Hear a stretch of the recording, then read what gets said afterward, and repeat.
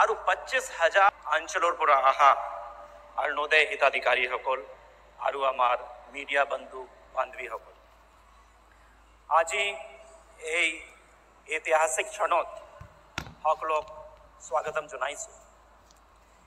এই অৰুণোদয় আঁচনিৰ জনক আৰু প্ৰেৰণা স্ৰোত হৈছে আমাৰ মাননীয় মুখ্যমন্ত্ৰী ডক্টৰ হিমন্ত বিশ্ব শৰ্মা ছাৰ। তেওঁ ফাইনেন্স মিনিষ্টাৰ থাকোঁতে 2020 চনত বাজেট স্পীচ দিওঁতে এইটো আঁচনি পৰিকল্পনা কৰিছিলে, ৰূপায়ণ কৰিছিলে, সংৰচনা কৰিছিলে।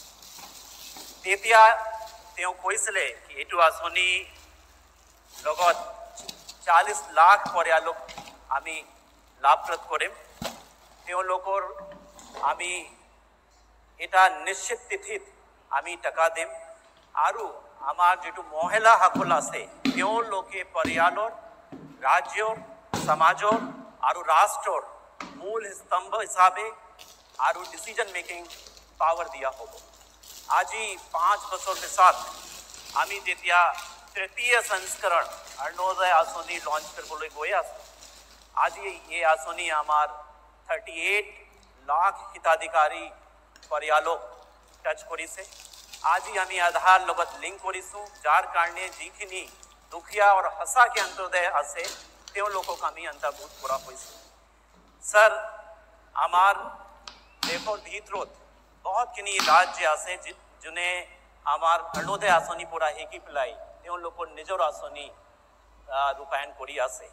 আজি এইখিনি প্ৰেৰণা দিবলৈ, এইখিনি গাইডেন্স দিবলৈ মই আপোনাক নমন কৰিছোঁ, অভিনন্দন দিছোঁ।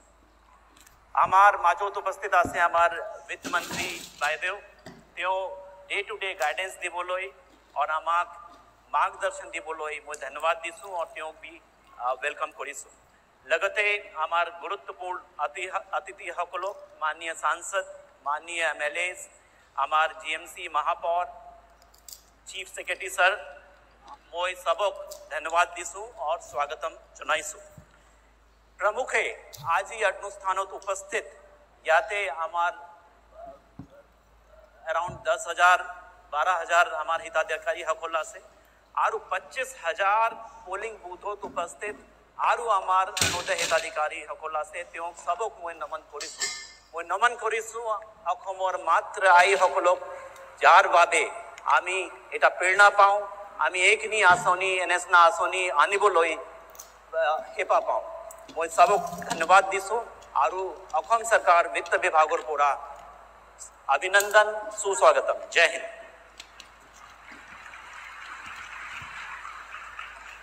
ধন্যবাদ মহাশয়। শ্ৰদ্ধেয় সুধীবৃন্দ, এতিয়া প্ৰদৰ্শন কৰিবলৈ লোৱা হৈছে অৰুণোদয় 3.0 বিষয়। অৰুণোদয় আঁচনিৰ জৰিয়তে কোনো মেৰপাক নোহোৱাকৈ আৰ্থিক সাহায্য পোনপটীয়াকৈ মহিলাসকলে লাভ কৰিবলৈ আৰম্ভ কৰিলে। পূৰ্ব ভাৰতত অৰুণ আগতে উদয় হয়, গতিকে পূৰ্ব ভাৰতৰ পৰাই অৰুণোদয়ক আগুৱাই দিয়াৰ উদ্দেশ্যে আত্মনিৰ্ভৰশীলতা, আত্মবিশ্বাস আৰু সুদৃঢ় লক্ষ্যৰে অসমক পুনৰ উত্থানৰ পথেৰে আগবঢ়াই নিয়াৰ কথা সৰুগতি কৰিয়েই এই আঁচনিখন নামাকৰণ হৈছে অৰুণোদয়। মহিলা সবলীকৰণক সদায় অগ্ৰাধিকাৰ দি অহা দেশৰ মাননীয় প্ৰধানমন্ত্ৰী শ্ৰী নৰেন্দ্ৰ মোদী ডাঙৰীয়াৰ দিগদৰ্শনত তেতিয়াৰ বিত্তমন্ত্ৰী আৰু বৰ্তমান অসমৰ জনপ্ৰিয় মুখ্যমন্ত্ৰী ডক্টৰ হিমন্ত বিশ্ব শৰ্মাই সপোন দেখিছিল এই অৰুণোদয় আঁচনিৰ। এই আঁচনি আৰ্থিক সহায় নহয়, এয়া এক সন্মান অসমীয়া মহিলাৰ অদম্য শক্তি আৰু সুদৃঢ় মনোবলৰ প্ৰতি, যি গঢ় দিছে বৃহত্তৰ অসমীয়া জাতি। অৰুণোদয় নোপোৱাৰ আগত মই বহুত কষ্টৰে দিন কাটিছিলোঁ। তেওঁ অৰুণোদয় পোৱাৰ পৰা মই যিমানেই নহওক বহুতখিনি উন্নত হ'লোঁ। সেয়ানো আগত আমাক কোনে দিছিলে? আজি চৰকাৰ নিদিয়া হ'লে আমিতো একোৱেই নাপাওঁ। অষ্টাদশ মুকুতাৰ প্ৰথম মুকুতা হিচাপে ঘোষণা কৰা এই আঁচনিখনে এক বাট মেলিলে, যি দৰিদ্ৰতা দূৰীকৰণ আৰু সুশাসনৰ ক্ষেত্ৰত এক নতুন অধ্যায় আৰম্ভ কৰিলে। সময়ৰ সৈতে প্ৰয়োজনো সলনি হ'ল। 2022 চনৰ ডিচেম্বৰ মাহত আৰম্ভ হ'ল অৰুণোদয় 2.0। এয়া কেৱল বিস্তাৰ নাছিল, বৰঞ্চ ই আছিল অন্তৰ্ভুক্তিৰ বিপ্লৱ। 2022 আগষ্ট মাহটোৰ নামাকৰণ কৰা হ'ল অৰুণোদয় মাহ হিচাপে। অৰুণোদয়ৰ দ্বিতীয় সংস্কৰণৰ যোগেদি এই আঁচনি 27.61 লাখ পৰিয়াললৈ বিস্তাৰিত কৰা হ'ল। মই 35 বছৰ ধৰি শাৰীৰিকভাৱে সুস্থ হৈ আছোঁ। অসম চৰকাৰৰ যি অৰুণোদয় আঁচনি আছে সেই আঁচনিখন মই লাভ কৰিছোঁ। সেই আঁচনিখন পাই মোৰ লাগতীয়াল মেডিচিন সামগ্ৰীবোৰ কিনিব পাৰিছোঁ। সেয়েহে মই মাননীয় মুখ্যমন্ত্ৰী ডাঙৰীয়া হিমন্ত বিশ্ব শৰ্মাক অশেষ ধন্যবাদ। 2023 চনত আঁচনিখনক আধুনিক প্ৰযুক্তিৰে সংযুক্ত কৰা হ'ল। DBT প্লেটফৰ্মৰ মাধ্যমেৰে নতুন উপভোক্তা অন্তৰ্ভুক্ত হ'ল। দীনদয়াল দিব্যাংগজন ইন্দিৰা মিৰি বিধৱা পেঞ্চনাৰ সকলোকে অৰুণোদয়ৰ আওতালৈ অনা হ'ল। মোৰ হাজবেণ্ড ঢুকাইছে, মই অৰুণোদয় পাই কাৰণে বহুত সুখী হৈছোঁ। দুটা ল'ৰাক সেইকাৰণে মই চলিব পৰা হৈছোঁ। 2019 চনত মোৰ স্বামী ঢুকাইছে। অৰুণোদয় পোৱাৰ পইচাৰে মই দুটা ল'ৰাক ভালদৰে চলাইছোঁ। তাৰ বাবে মই ডক্টৰ হিমন্ত বিশ্ব শৰ্মাক ডাঙৰীয়াক ধন্যবাদ জনাইছোঁ। অৰুণোদয় আঁচনি পাই আছোঁ, বহুত সুবিধা পাই আছোঁ। সেইকাৰণে মুখ্যমন্ত্ৰীয়ে মই ধন্যবাদ দিছোঁ। অৰুণোদয় পাই পেলাই মোৰ বহুত সহায় হৈছে। ইমান সুবিধা পাই পেলাই মই মুখ্যমন্ত্ৰীক ধন্যবাদ জনাইছোঁ।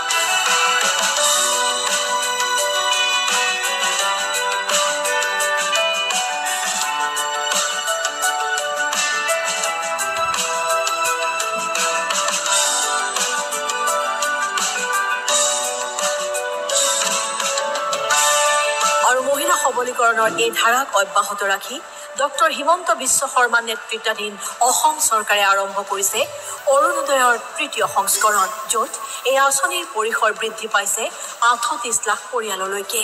অৰুণোদয় 3.0ৰ জৰিয়তে অসম চৰকাৰে প্ৰায় এবছৰজোৰা প্ৰচেষ্টাৰে এক সঠিক অৰুণোদয় প্ৰাপকৰ তালিকা প্ৰস্তুত কৰিছে। প্ৰথমবাৰৰ বাবে অসমৰ প্ৰত্যেকটো পলিং বুথৰ জনসংখ্যা অনুসৰি অৰুণোদয় আঁচনিৰ সুফল লাভ কৰিবলগীয়া ব্যক্তিসকলক নিৰ্বাচিত কৰা হৈছে। অৰুণোদয় 3ৰ উদ্দেশ্য হ'ল অৰুণোদয় 1 আৰু অৰুণোদয় 2 আমি যিসকল হিতাধিকাৰীক দিছিলোঁ আৰু নতুনকৈ যি প্ৰত্যেক সমষ্টিতে কম বেছি পৰিমাণে 10,000 হিতাধিকাৰী আমি নতুনকৈ দিম, এই গোটেইখিনিক আধাৰৰ লগত লিংকেজ কৰা। উল্লেখযোগ্য, অৰুণোদয় তৃতীয় সংস্কৰণৰ সমান্তৰালকৈ ৰাজ্য চৰকাৰে ৰন্ধন গেছৰ ৰাজসাহাৰ্যও এই যোগ্য লোকসকললৈ আগবঢ়াব, যাৰ পৰিমাণ হৈছে মাহিলী 250 টকা। আমি আগে অরুণোদয় পাইতাম, এবারও আমার নাম অরুণোদয় অন্তর্ভুক্ত করিয়া দেওয়া হয়েছে। এই অরুণোদয় টাকা দিয়া আমি আমার পরিবারে ঔষধের খরচাপাতি আর ছেলেমেয়ের পড়াশোনার খরচা চালাইয়া যেতে পারলাম। আমার নাম অরুণোদয় অন্তর্ভুক্ত করিয়া দেওয়ার লাগে আমি ধন্যবাদ জানাইলাম আসামের মুখ্যমন্ত্রী ডক্টর হিমন্ত বিশ্ব শর্মা মহাশয়। সাধাৰণ লোকৰ উন্নত জীৱন ধাৰণৰ বাবে নৱ প্ৰযুক্তিৰ ব্যৱহাৰো তৃতীয় সংস্কৰণৰ জৰিয়তে অৰুণোদয় আঁচনিখনে সুনিশ্চিত কৰিছে। আধাৰ কাৰ্ড আৰু ৰেচন কাৰ্ড সংলগ্নকৰণৰ জৰিয়তে ত্ৰুটিহীন ব্যৱস্থাৰ দ্বাৰা অৰুণোদয়ৰ তৃতীয় সংস্কৰণে যোগ্যজনক সন্মান প্ৰদান কৰিছে।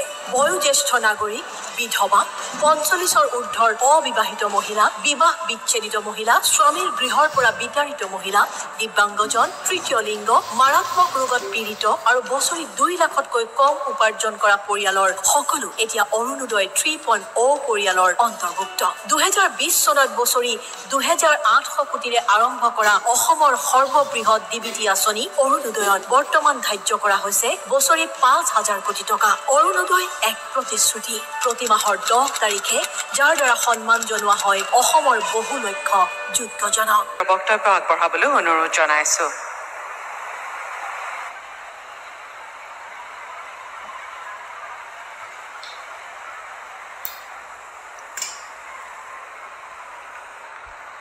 অৰুণোদয় 3.0 আঁচনিৰ এই শুভাৰম্ভণি অনুষ্ঠানত উপস্থিত থকা আমাৰ সকলোৰে আদৰৰ মাননীয় মুখ্যমন্ত্ৰী ডক্টৰ হিমন্ত বিশ্ব শৰ্মা ডাঙৰীয়া, মঞ্চত উপবিষ্ট আমাৰ গুৱাহাটী লোকসভা সমষ্টিৰ সাংসদ বিজুলী কলিতা বাইদেউ, গুৱাহাটী সামৰি ইয়াৰ মাননীয় বিধায়কসকল, আজি সভাত উপস্থিত থকা আমাৰ মেয়ৰ ডাঙৰীয়া, মুখ্য সচিব ডাঙৰীয়া, বিত্ত বিভাগৰ আয়ুক্ত সচিব নালেকাৰ ডাঙৰীয়া, মিত্তাল ডাঙৰীয়া, মোৰ সন্মুখত উপবিষ্ট বিশিষ্ট ব্যক্তিসকল আৰু আজি ইয়াত উপস্থিত থকা আমাৰ অৰুণোদয় হিতাধিকাৰী আইসকল আৰু অসমৰ 30খন জিলাত উপস্থিত থকা মোৰ সতীৰ্থ মন্ত্ৰীসকল, বিধায়কসকল, পঞ্চায়তৰ নিৰ্বাচিত প্ৰতিনিধিসকল, চৰকাৰী বিষয়া কৰ্মচাৰীসকল আৰু 30খন জিলাৰে অতি শ্ৰদ্ধাৰ অৰুণোদয় হিতাধিকাৰী বাই ভনীসকল, আজিৰ দিনটো অসমৰ ইতিহাসত এক সোণালী দিন হিচাপে খোদিত হ'ব। আজিৰ দিনটোত আজি অসমৰ এখন সৰ্ববৃহৎ মহিলা সবলীকৰণৰ আঁচনি শুভাৰম্ভ অসমৰ মুখ্যমন্ত্ৰী ডাঙৰীয়াই কৰিব আৰু এই ৰাজ্যখনত আমি 30 লক্ষৰো অধিক আজি মহিলা আজি ইয়াত আমি গোট খাইছোহি এই অৰুণোদয় আঁচনিত অন্তৰ্ভুক্ত হৈ।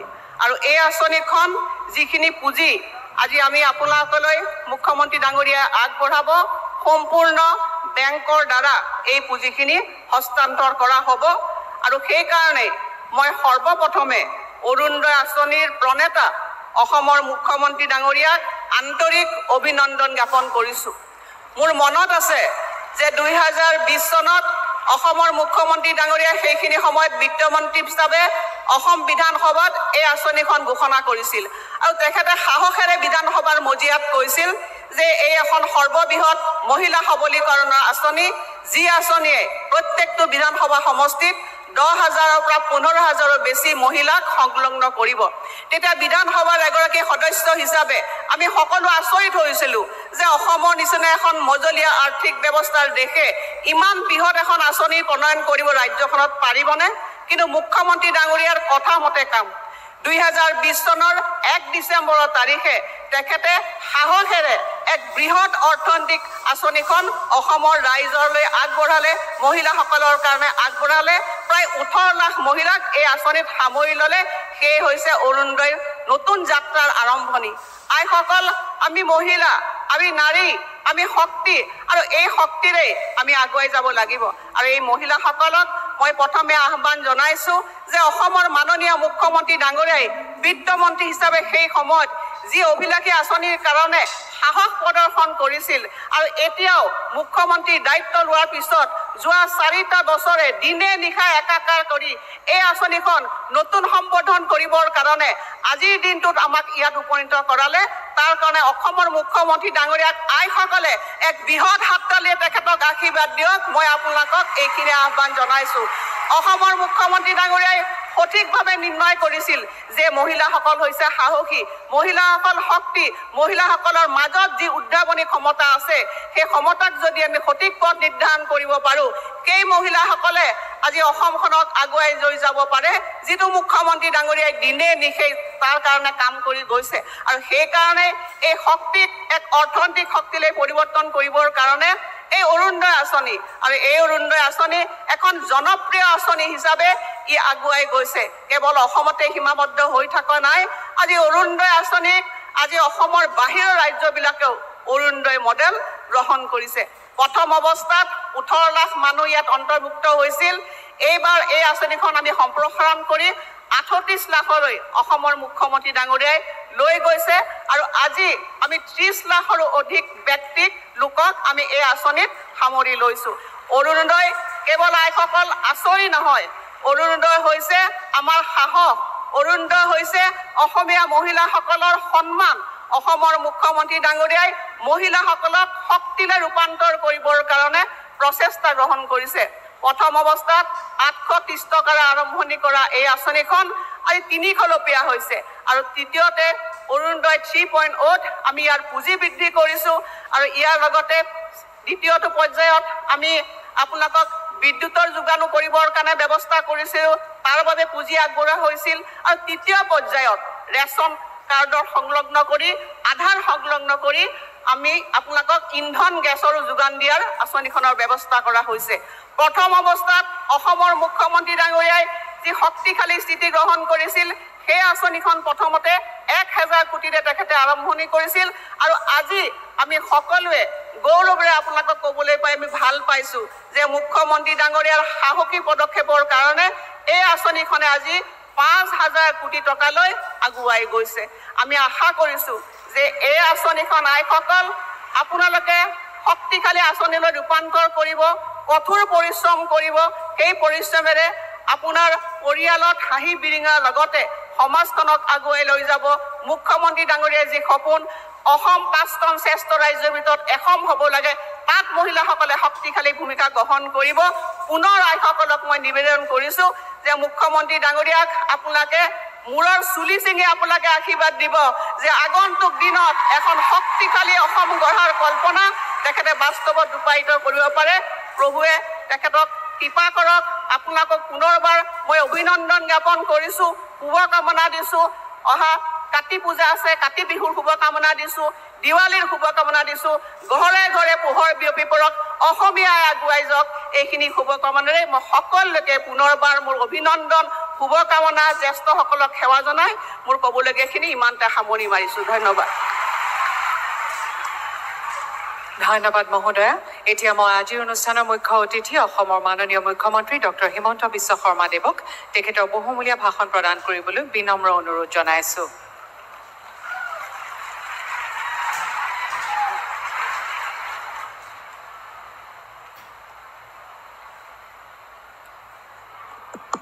খবৰ কেনেকুৱা আজি আপোনালোকৰ?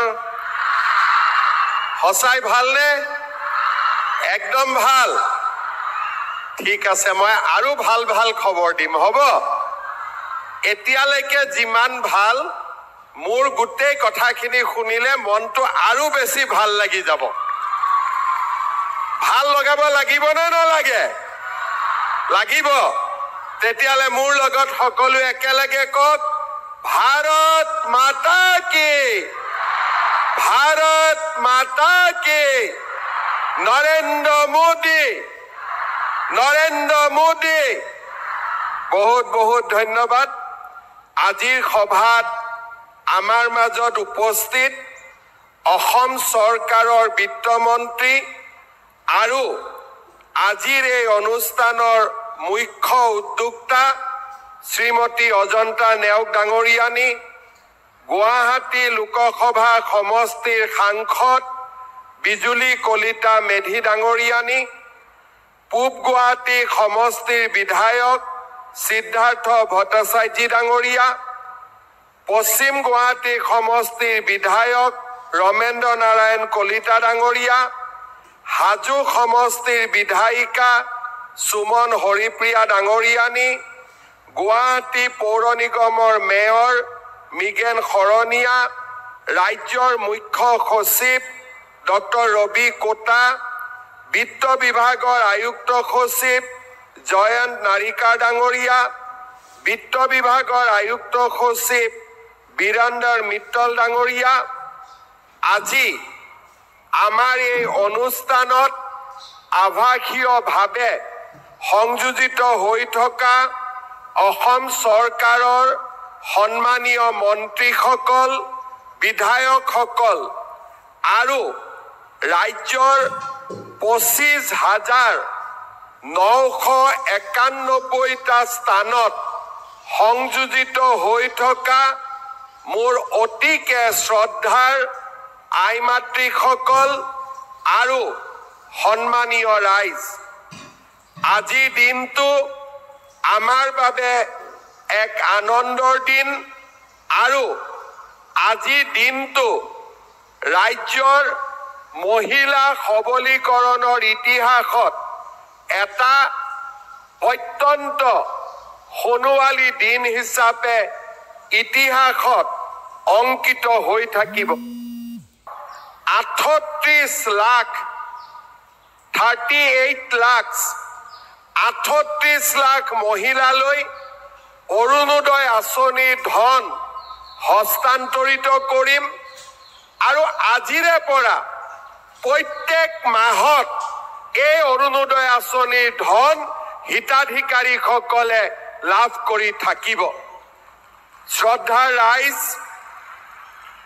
এই অৰুণোদয় আঁচনিখন আমি 2020 চনত প্ৰথমবাৰৰ বাবে আৰম্ভ কৰিছিলোঁ।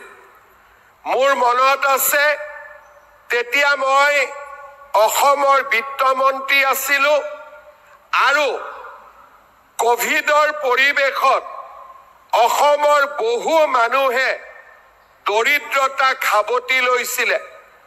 দুখীয়া মানুহৰ দোকান পোহাৰ বন্ধ হৈছিলে, দুখীয়া মানুহৰ ব্যৱসায় স্থবিৰ হৈ পৰিছিলে আৰু বহু দৰিদ্ৰজনে নিজৰ সৰ্বস্ব বিক্ৰী কৰিবলগীয়া পৰিৱেশৰ সন্মুখীন হৈছিলে।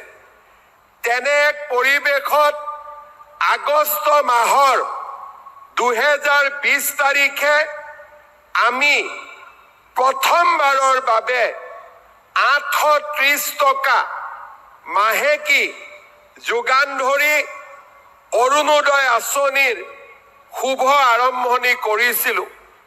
সেই সময়ত আমাৰ হিতাধিকাৰী আছিলে 18 লাখ পৰিয়াল।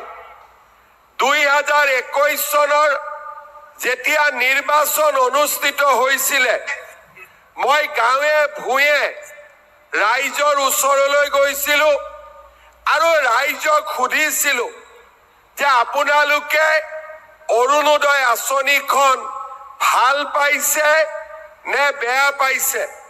অৰুণোদয় আঁচনিখন আগবঢ়াই নিয়াটো আপোনালোকে বিচাৰে নে নিবিচাৰে? অসমৰ আই মাতৃসকলে আৰু তেওঁলোকৰ পৰিয়ালৰ লোকসকলে মোক কৈছিল যে মামা দাদা, ইমান দিন অসমত যে চৰকাৰ আছে আমি গম পোৱা নাছিলোঁ। প্ৰত্যেক মাহৰ 10 তাৰিখে যেতিয়া বেংক একাউণ্টত এই টকাকেইটা সোমাই, সিদিনাখন আমি অনুভৱ কৰোঁ যে অসমত আমাৰ বাবে কাম কৰা চৰকাৰ এখন আছে, আমাৰ বাবে চিন্তা কৰা চৰকাৰ এখন আছে। ৰাইজৰ মতামতক মই আশীৰ্বাদ হিচাপে গ্ৰহণ কৰিছিলোঁ আৰু নিৰ্বাচনৰ পিছতেই 2021 চনত আমি অৰুণোদয় আঁচনিৰ ধন 830 টকাৰ পৰা 1000 টকালৈকে বৃদ্ধি কৰিছিলোঁ। শ্ৰদ্ধাৰ ৰাইজ, সেই সময়ত বহু লোকে মোক কৈছিলে যে আমাৰ অৰুণোদয় আঁচনিৰ সংখ্যা বঢ়াব লাগে।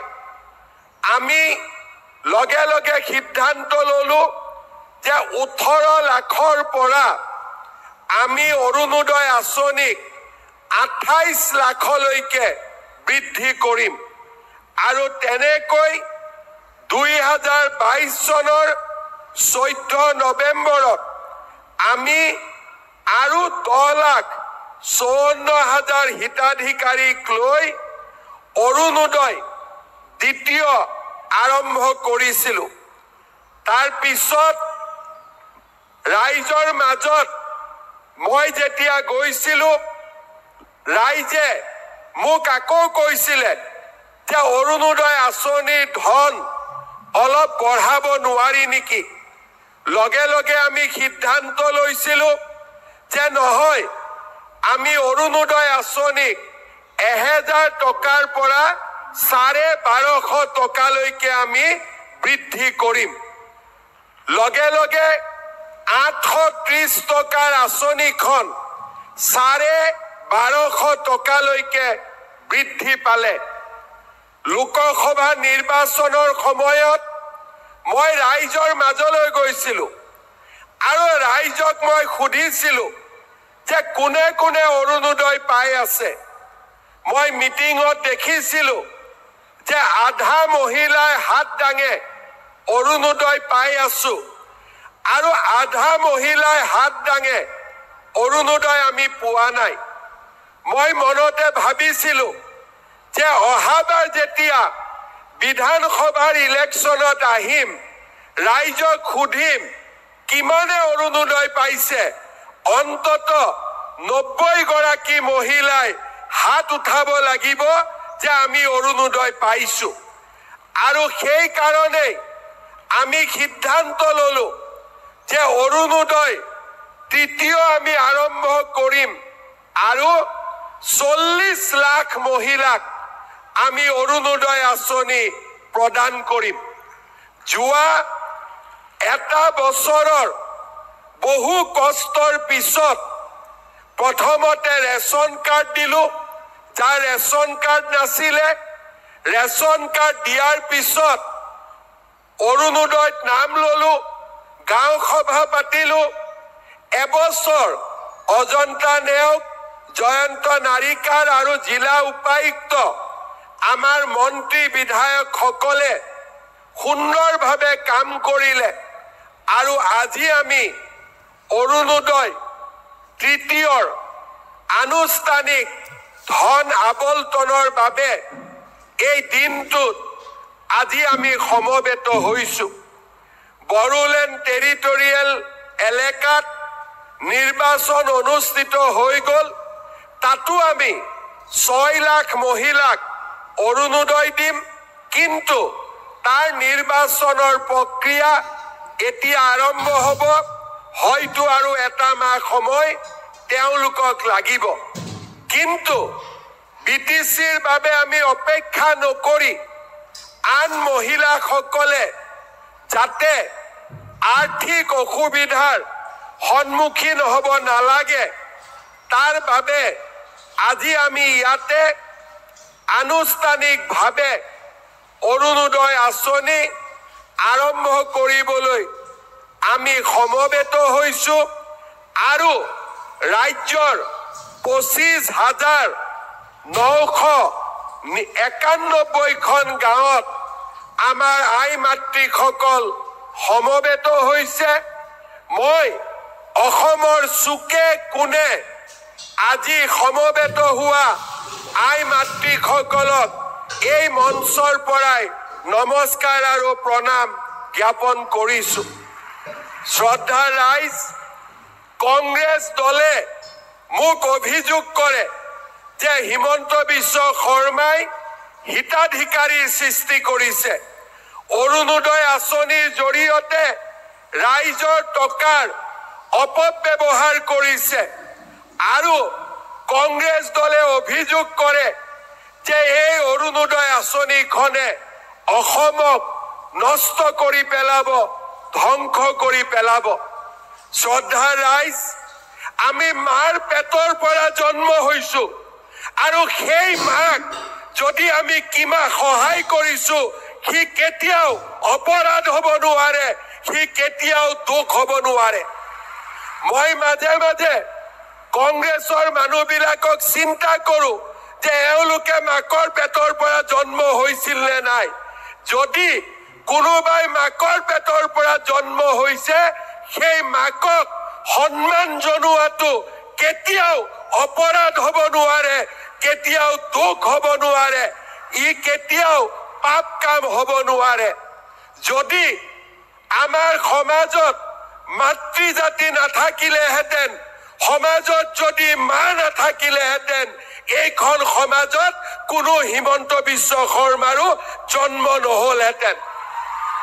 যদি আজি আমি এইখন সমাজত, এইখন পৃথিৱীত জন্ম লৈছোঁ, এই কাৰণেই জন্ম লৈছোঁ যে মোৰ এজনী মা আছিলে, মোৰ এজনী মা আছে, আৰু সেই মাৰ কাৰণে আমি এই পৃথিৱীত জন্ম লৈছোঁ।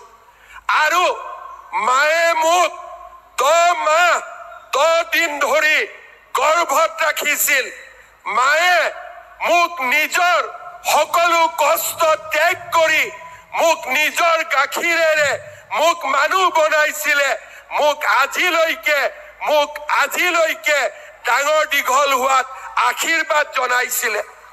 মই কংগ্ৰেছ দলক ক'ব খোজো যে মাক আমি যিমানেই পূজা নকৰোঁ কিয়, মাক আমি যিমানেই সন্মান নকৰোঁ কিয়, মাৰ ধাৰ আমি জীৱনত কেতিয়াও মাৰিব নোৱাৰো। মা সদায় অমৰ, মা সদায় অজেয়। আৰু সেই কাৰণে ভগৱান শ্ৰীৰামে কৈ থৈ গৈছিল, জননী জন্মভূমি স্বৰ্গাদপি গৰিয়সী, অৰ্থাৎ স্বৰ্গও ইমান ডাঙৰ নহয়, মোৰ মা যিমান ডাঙৰ।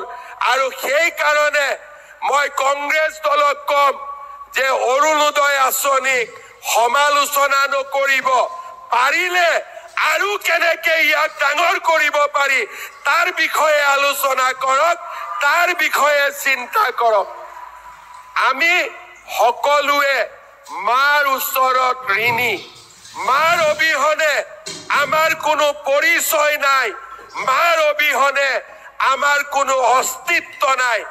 আৰু সেই কাৰণে আমি সদায় কওঁ এয়া মাক আমি টকা দিয়া নাই, মাক আমি অকণমান অৰুণোদয়ৰ জৰিয়তে সন্মান যাচিবলৈ আমি চেষ্টা কৰিছো।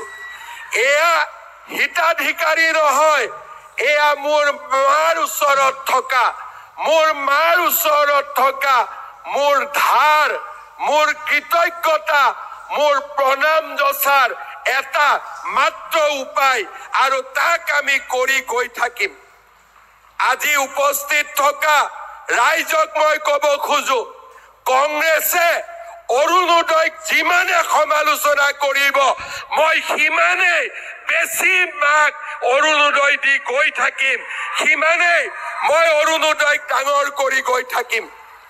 আৰু মই কংগ্ৰেছক ক'ব খোজো, যিগৰাকী মুখ্যমন্ত্ৰীৰ ওপৰত 40 লাখ মাৰ আশীৰ্বাদ আছে, তাৰ আপোনালোকে চুলি এডালো সৰাব নোৱাৰিব। আপোনালোকে তাক বুজি লওক, আপোনালোকে তাক বুজি লওক।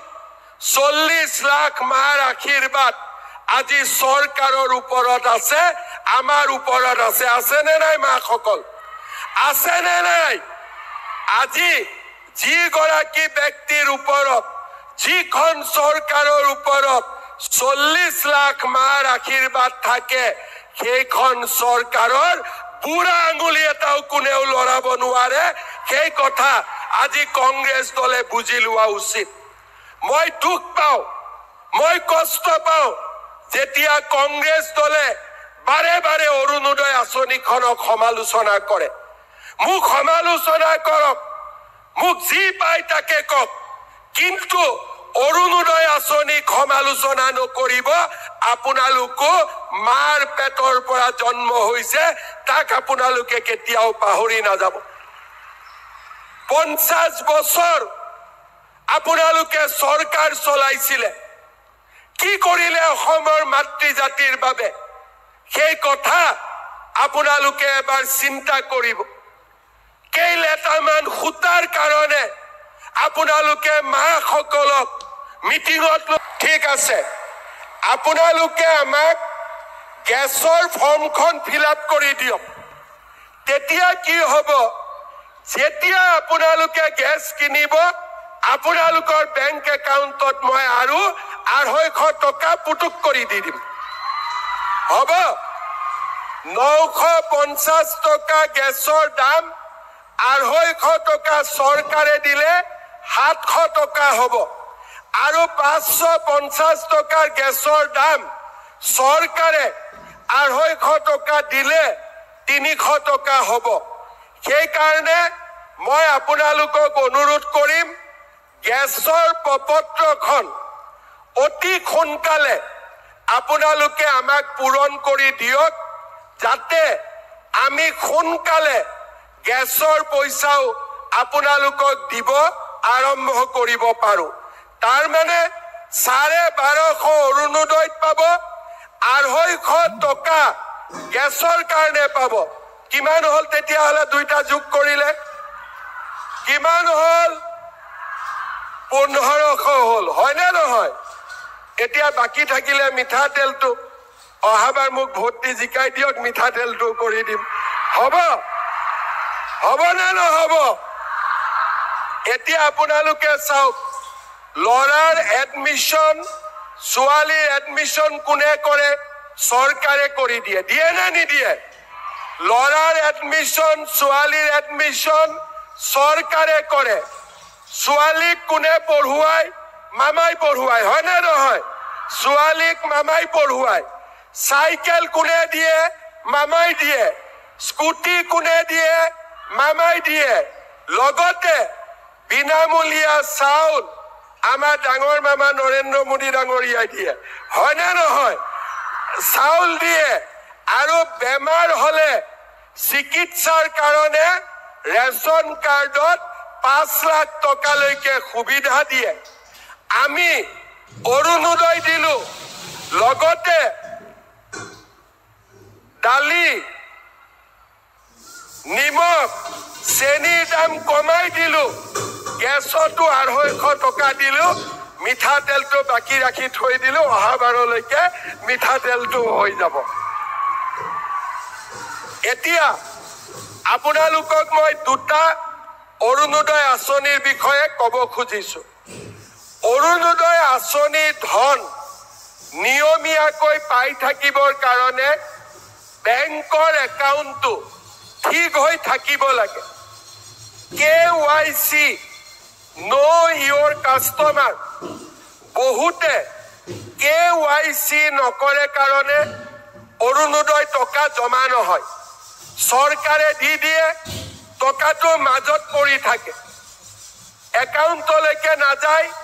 কিয়? একাউণ্টটো KYC হোৱা নাই। আপোনালোকে নিজৰ বেংক একাউণ্টটো পৰিষ্কাৰ কৰি ৰাখিব। নিজৰ বেংক একাউণ্টটো যদি পৰিষ্কাৰ হৈ নাথাকে, তেতিয়াহ'লে অৰুণোদয় টকা আমি পঠালেও আপোনালোকৰ একাউণ্টত গৈ নাপায়গৈ। এইটো হ'ল 1 নম্বৰ।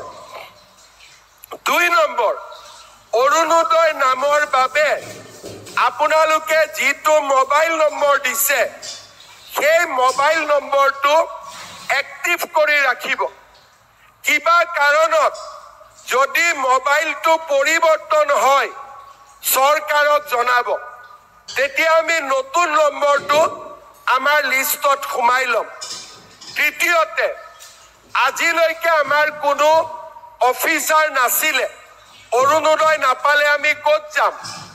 এতিয়াৰ পৰা প্ৰত্যেক ব্লকত এজন অৰুণোদয় সহায়ক থাকিব। যদি মাহত টকা নাহে, ব্লকৰ অফিচত গৈ আপোনালোকে অভিযোগ কৰিব পাৰিব। তৃতীয়তে, এটা আমি ফোন নম্বৰ দিম আপোনালোকক। যদি ব্লকত যাবৰ কাৰণেতো কষ্ট হ'ব গাঁৱৰ পৰা, এই ফোন নম্বৰটোতো আপোনালোকে ফোন কৰি ক'ব পাৰিব যে মোৰ নাম অমুক, মই অৰুণোদয় পাই আছিলো, যোৱা মাহত অৰুণোদয় টকা সোমোৱা নাই। তেতিয়াহ'লে আমি লগে লগে এই অৰুণোদয়ৰ একাউণ্টটো চেক কৰি আপোনালোকক ঠিক কৰি দিম। সেইকাৰণে অৰুণোদয় যিটো নম্বৰ আপোনালোকে বাতৰি কাকত বা টিভিত পাব, যদি কোনোবা মাহত অৰুণোদয় নাপায়, লগে লগে আপোনালোকে আমাক জনাব। আৰু এটা মই কথা ক'ব খোজো, মানুহ মানে মৰণশীল। ধৰি ললো মোৰ মাৰ নামত, মোৰ আইতাৰ নামত অৰুণোদয় আছে। কিবা কাৰণত আইতাৰ মৃত্যু হ'ল, বোৱাৰীয়েতো অৰুণোদয়টো পাব লাগিব, কাৰণ একাউণ্টটো আইতাৰ নামতহে আছে। এই নম্বৰটোত আপোনালোকে ফোন কৰি দিলে যে মোৰ শাহুমাৰ মৃত্যু হ'ল, এতিয়া অৰুণোদয়টো মোৰ নামত দি দিয়ক। সেইখিনি কামো আমি আপোনালোকৰ কাৰণে কৰি দিম, যাতে পৰিয়ালটো অৰুণোদয়ৰ পৰা বঞ্চিত হৈ থাকিব নালাগে।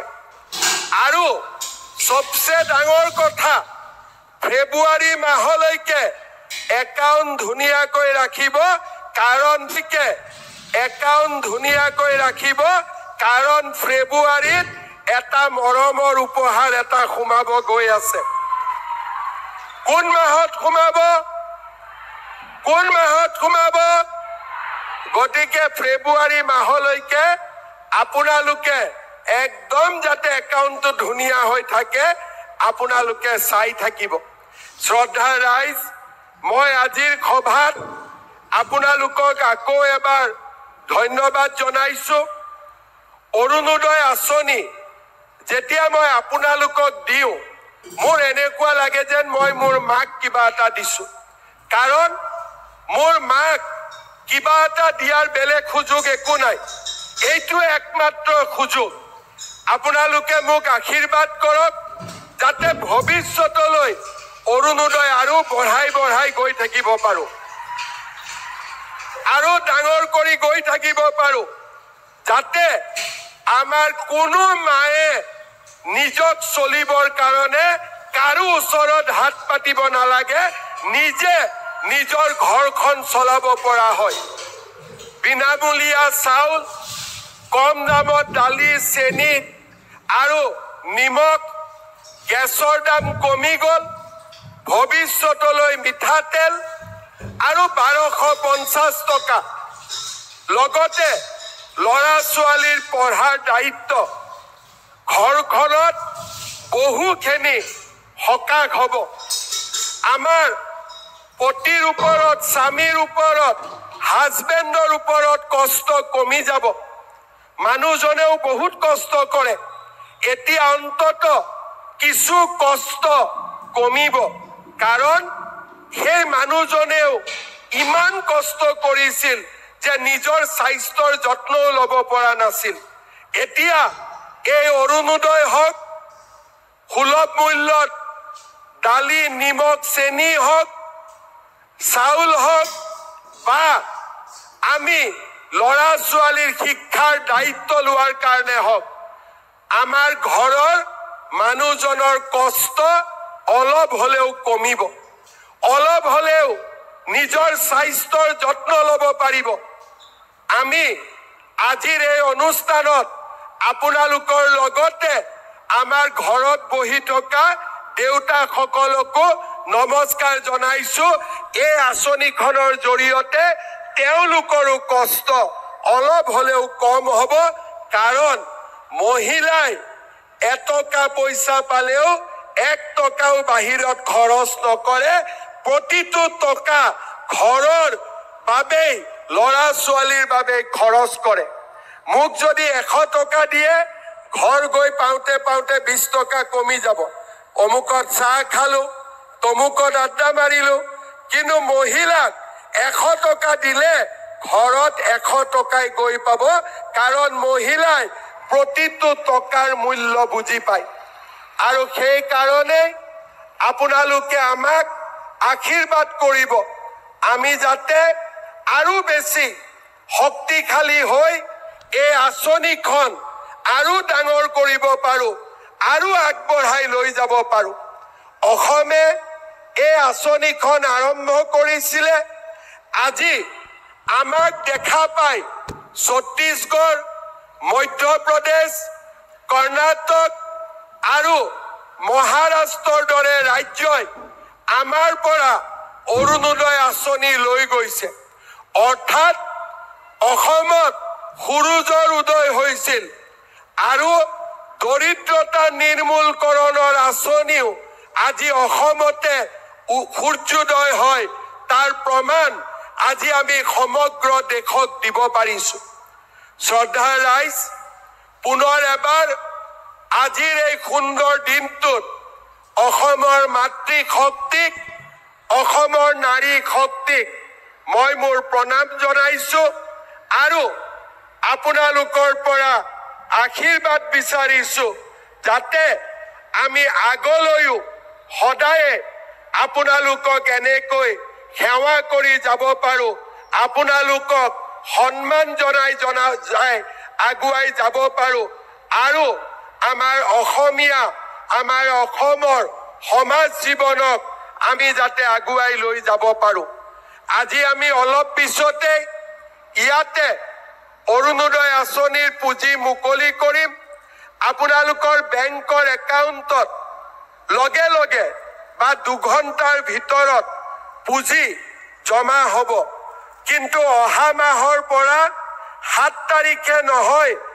আমি আপোনালোকক 10 তাৰিখে এই পুঁজি যোগান ধৰিম আৰু প্ৰত্যেক মাহতে এই পুঁজি নিৰবিচ্ছিন্নভাৱে আপোনালোকে পাই থাকিব পুনৰ এবাৰ আপোনালোকলৈকে মোৰ অজস্ৰ সেৱা জনাই প্ৰতিগৰাকী মাতৃৰ শ্ৰী চৰণত মূৰ দুৱাই অৰুণোদয় 3 এই অসমৰ আটাইতকৈ 5,000 কোটি টকা বছৰত আমি খৰচ কৰিব লাগিব স্বাধীন অসমৰ স্বাধীন ভাৰতৰ আটাইতকৈ সৰ্ববৃহৎ আঁচনি অৰুণোদয় 3 এই দুআষাৰ বাক্যৰে মই আপোনালোকৰ অসমৰ মাতৃ জাতিৰ অসমৰ নাৰী শক্তিৰ শ্ৰী চৰণত উৎসৰ্গা কৰিছো আপোনালোকে আমাৰ এই সন্মান যাতে গ্ৰহণ কৰে আপোনালোকে আমি আগবঢ়োৱা এই পুঁজি গ্ৰহণ কৰি আপোনালোকে আমাক যেন আশীৰ্বাদ দিয়ে এই দুআষাৰে পুনৰ এবাৰ মই আপোনালোকক প্ৰণাম জনালো মোৰ লগত আকৌ এবাৰ ক'ব ভাৰত মাতা কি ভাৰত